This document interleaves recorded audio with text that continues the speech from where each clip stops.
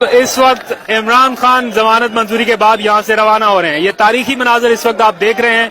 Television पर दिखाने पर पाबंदी है, लेकिन ये मनाजर हर जगह पर फैल सकते हैं अगर आप लोग चाहें तो। ये तारीखी मनाजर और अवाम का जबरदस्त इस्तकबाल एक बार फिर अपने लीडर का दिफा करने में कामयाब रहे। जुल्फी बुखारी, मुराद सईद, उमर अयूब। इसी जगह पे थोड़ी देर पहले शेलिंग हुई थी। बेपनाह शेलिंग के बावजूद लोग यहां पर मौजूद है।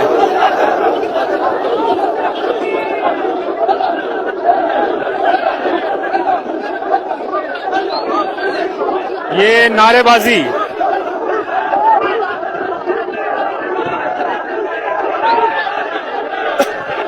इमरान खान को आप देख सकते हैं हाथ में तस्बीह पकड़ी हुई है। तस्बीह का विर्द करते हुए यहां से रवाना होंगे। ला इलाहा इल्लल्लाह के नारे गूंज रहे हैं। ये आवाज